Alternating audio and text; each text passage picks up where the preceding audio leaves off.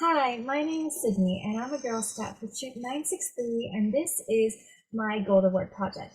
For my Gold Award project, I have decided to raise awareness on blue light and what it is. So this is my presentation, Blue Light Tips and Facts. To get started, what is blue light? Blue light is basically light waves that have extremely high energy, and they're very similar to the same waves that come from the sun, also known as UV rays.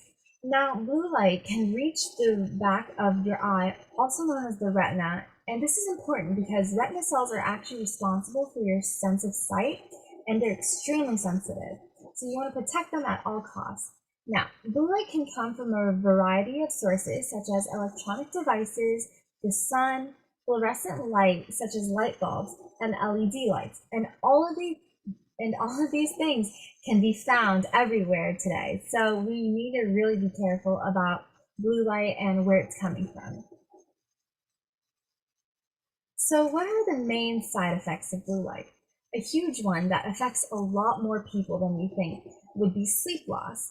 The way this works is blue light actually disrupts something called your circadian rhythm, which is what basically tells your body when to sleep and when not to sleep. So blue light tricks your brain into thinking that it's not time to sleep yet, even when it's nighttime, which is really dangerous because people will actually not be tired and they won't feel the need to sleep, resulting in sleep loss.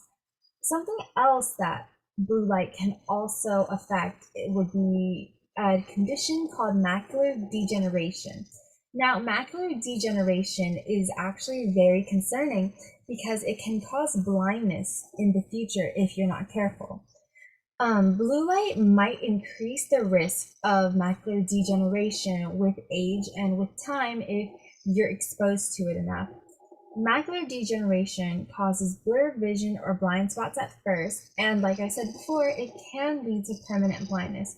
So we don't want that. So we have to be careful of the blue light waves that our eyes are receiving. There are also two types of macular degeneration. There is dry macular degeneration and wet macular degeneration. Another thing that can come from blue light would be digital eye strain, and this is actually a little bit more common than macular degeneration. But not many people, many people have actually experienced digital eye strain, but they don't know that they've experienced it. And what this mainly comes from is an overuse of devices. Symptoms of digital eye strain can be eye strain, headaches, blurred vision, dry eyes, neck, and shoulder pain. And this is caused by poor lighting, glare on a digital screen, improper viewing distances, poor sitting posture, and uncorrected vision problems. Now, how is this correlated to blue light? Obviously, with all these things all of these things result from technology usage, and blue light comes from technology. Therefore, we have to be concerned about blue light because the way that we're seeing a lot of these images on our screens are causing these problems such as sleep loss, macular degeneration, and digital eye strain. Now, ways to prevent these negative side effects or these negative conditions that may arise as of too much exposure to blue light. So my personal favorite is it's called the 20-20-20 rule, which is essentially a rule that states that for every 20 minutes of screen time, you need to rest your eyes by looking at something 20 feet away for 20 seconds. This will actually allow your eye muscles to relax, and it will help kind of just relieve them of the strain that they're constantly under when they're looking at a screen that's either far away or close up. Something else you can also do is use red lights as night lights. So if you look around your house or if you just look around a lot of buildings, you'll see that the lights that they use are bright, and these are called white lights.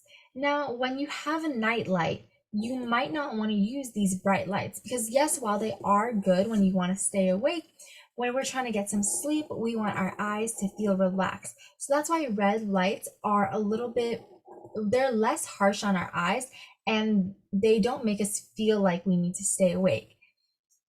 Something else you can do to prevent blue light negative conditions would be to avoid screen time about 2 to 3 hours before sleeping.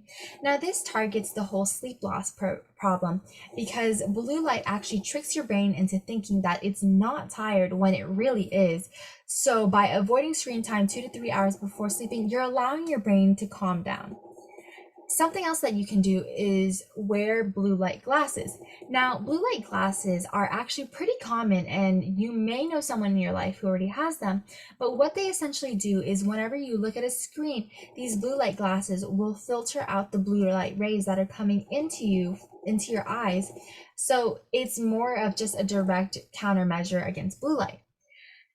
Something else you can also do is be in bright lights during the daytime. Now, this actually helps you sleep better at night because by being in the bright lights during the daytime, your body becomes accustomed to it and it gains a more natural sense of its circadian rhythm.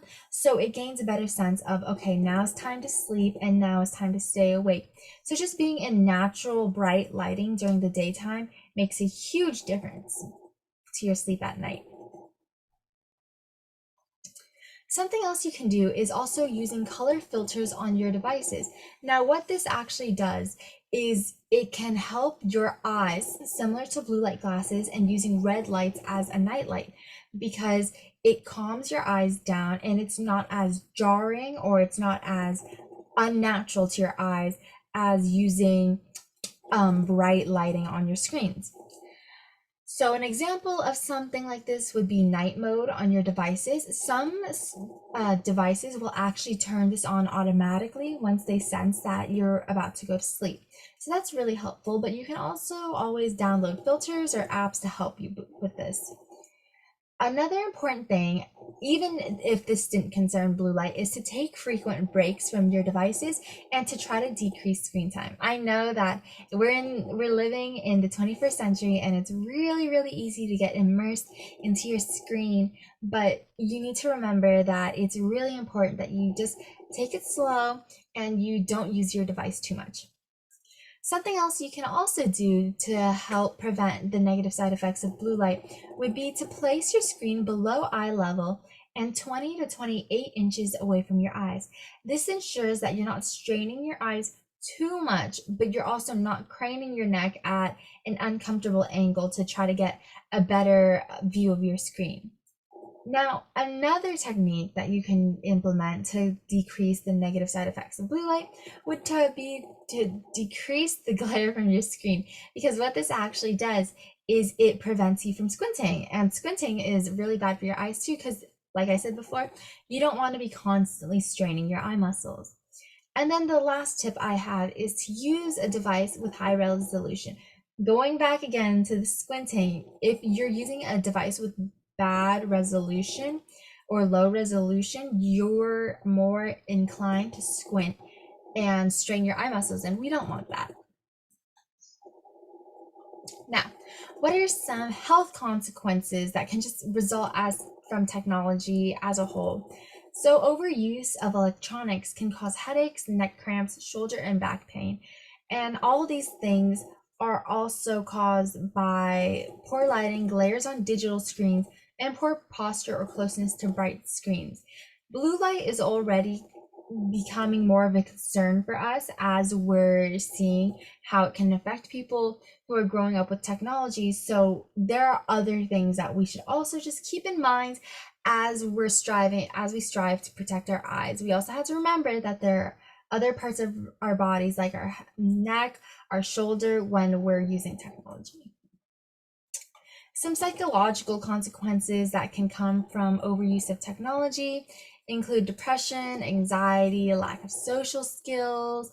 A lot of these things are just things to be kind of worried about, to keep an eye out when you're using technology, and remember that it's just the internet, it's not reality, and that we shouldn't be too focused on what happens on the internet. And then lastly, technological dependency. We don't want to become too addicted to our screens, as this would result in more exposure to blue light than we already have, which is bad because a lot of people are already exposed to blue light a lot, considering how we had online school and how more people are starting to work online. And that's it for my blue light presentation. Thank you so much for listening. And I hope you learned a lot about blue light. And I hope that you are more proactive now in protecting your eyes against this, especially since we live in such a digital age. I know it's really important that we protect our eyes. So I hope you learned something. I hope you implement some of the techniques I taught you. And thank you for listening to my Gold Award.